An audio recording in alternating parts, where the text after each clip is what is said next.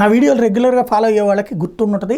గత 5 ఏళ్లలో జగన్ హయాంలో కనీసం ఒక 30-40 సార్లు నేను ప్రస్తావించుంటా డిఎస్సి, 100 సార్లు ప్రస్తావించుంటా గ్రామీణ ప్రాంత నిరుద్యోగులకు సంబంధించినటువంటి అంశం. పోలీస్ జాబులు అలాగే టీచర్ జాబులు, గ్రామీణ ప్రాంత నిరుద్యోగులు ఎక్కువగా దానికే ప్రిపేర్ అవుతుంటారు. అవి రెండు చేయాలని చేయలేదు. ఆ ప్రభుత్వం గద్దె దిగింది.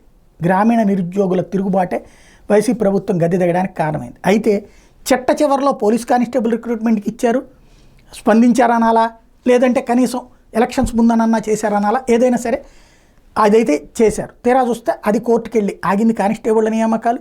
ఇప్పుడు అది జనవరిలో పూర్తి చేస్తామంటున్నారు. ఓ పక్కన అనిత, రెండో పక్కన డిఎస్సి 2 నెలల ముందు బిగిన్ చేస్తే అది కోర్టు లిటిగేషన్స్ ఇవన్నీ అయ్యాక ఆగితే, ఈ ప్రభుత్వం వచ్చాక వెంటనే మేము నిర్వహిస్తామంది.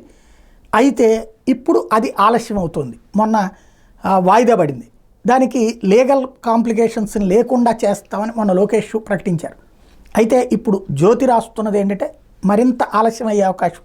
ఏంటి, ఎందుకు ఆలస్యం అవుతోంది అంటే, మన మందకృష్ణ మాదిగ వచ్చి కలిసి వెళ్ళడం, వర్గీకరణ చెయ్యాలని పట్టుబట్టడం. ఇప్పుడు వర్గీకరణ మీదన ఏకసభ్య కమిషన్ ఒకటి వేశారు. ఆ కమిషన్ వాళ్ళు నివేదికతో చేసేయచ్చు వర్గీకరణ.